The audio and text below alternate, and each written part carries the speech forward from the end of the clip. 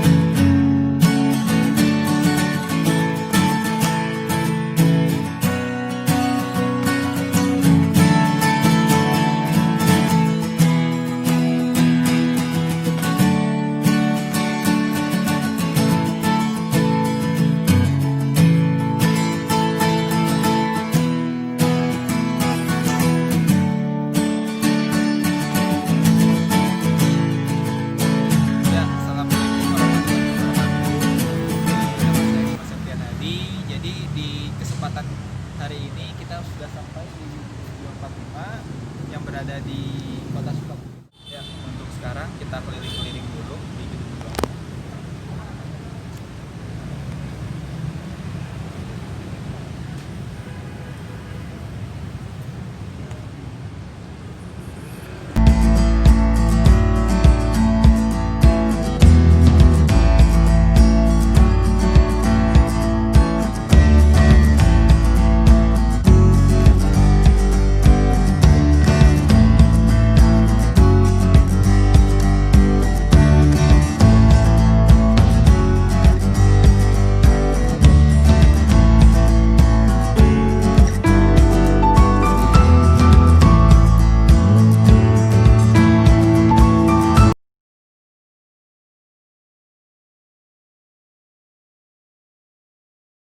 Nah, di sini saya akan menjelaskan secara singkat mengenai sejarah Gedung Juang 45 Kota Sukabumi. Gedung ini beralamat di Jalan Veteran 2 Kota Sukabumi. Untuk penamaan dari Gedung Juang 45 ini sendiri, dari dulu sampai sekarang itu sempat berganti-ganti nama. Yang pertama yaitu Rumah Bola, kemudian diganti menjadi BPU atau Balai Pertemuan Umum. Nama BPU pun diganti lagi menjadi Gedung Pemuda dan terakhir diganti kembali menjadi Gedung 45 sampai dengan sekarang. Namun menurut sumber yang saya baca, tidak mengetahui secara pasti terhadap peristiwa penggantian nama gedung tersebut, baik mengenai hari dan tanggal maupun bulan dan tahunnya. Yang jelas menurut sejumlah pejuang atau narasumber, latar belakang gedung ini dinamai Gedung Juang 45 lantaran gedung ini andilnya sangat besar terhadap keberhasilan warga masyarakat dan para pejuang khususnya dalam mengambil kemerdekaan dan pemerintahan Sukabumi Si atau Kota Sukabumi dan Sukabumi Ken atau Kabupaten Sukabumi dari tangan penjajah, serta tempat berdirinya BKR yaitu Badan Keamanan Rakyat, KND Komite Nasional Daerah, dan organisasi-organisasi kelaskaran yang maksud dan tujuannya untuk mempertahankan dan menegakkan NKRI atau Negara Kesatuan Republik Indonesia dari rongrongan penjajah. Sebagaimana yang disampaikan para pejuang bahwa Proklamasi Kemerdekaan Indonesia 17 Agustus 1945 disiarkan ke seluruh pelosok tanah air dan penjuru dunia oleh Insinyur Soekarno dan Muhammad Hatta. Pada waktu itu, tercatat ada beberapa peristiwa perjuangan pergerakan rakyat di beberapa daerah tanah air termasuk di daerah Kota Sukabumi dan Kabupaten Sukabumi, yakni mengambil kekuasaan dari tangan penjajah. Adapun salah satu dari peristiwa tersebut yaitu mengambil BPU yang sekarang bernama Gedung Juang 45 tepatnya pada tanggal 21 Agustus 1945 atau 4 hari setelah proklamasi kemerdekaan Republik Indonesia. Para pejuang mengungkapkan semangat perjuangan rakyat Sukabumi dalam melaksanakan tugas mulia ini dilakukan secara terorganisir di bawah pimpinan para tokoh pejuang dan pemuda baik di daerah maupun di kota sebagai sentral pengendalian gerakan dengan berbekal tekad yang kuat dan dilengkapi dengan senjata yang sangat sederhana, yakni bambu runcing, golok, dan senjata api tua hasil merampas dari tangan-tangan penjajah. Sebagaimana yang dilukiskan pada tugu monumen perjuangan di depan Gedung Juang 45 Kota Sukabumi ini.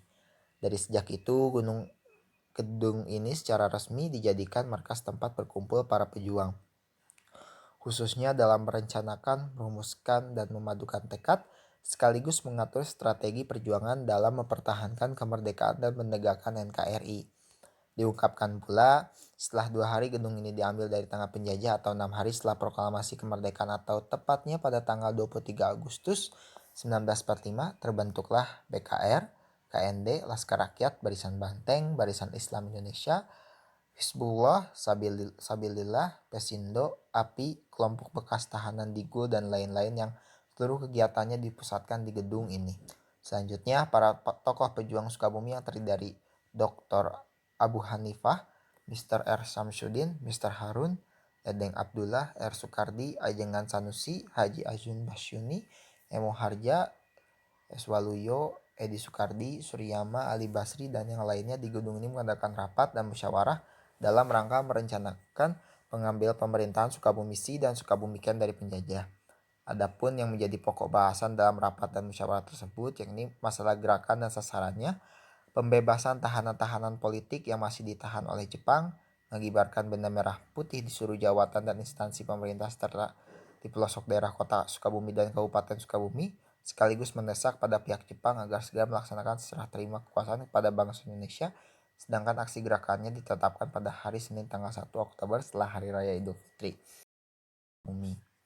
Nah, cukup sekian dari sejarah singkat Gedung Juang 45 Kota Sukabumi ini. Intinya, walaupun memang untuk pada zaman sekarang banyak pemuda, anak-anak zaman masa kini yang kurang mengetahui sejarah mengapa dinamakannya Gedung Juang 45 ini, besar harapan saya membuat vlog dari Gedung Juang 45 ini bisa mengedukasi dan juga mengingatkan terhadap perkataan dari Bung Karno, yaitu bangsa yang besar adalah bangsa yang menghormati jasa para pahlawannya. Itu untuk sejarah singkatnya. Wabillahi taufik walhidayah. Wassalamualaikum warahmatullahi wabarakatuh.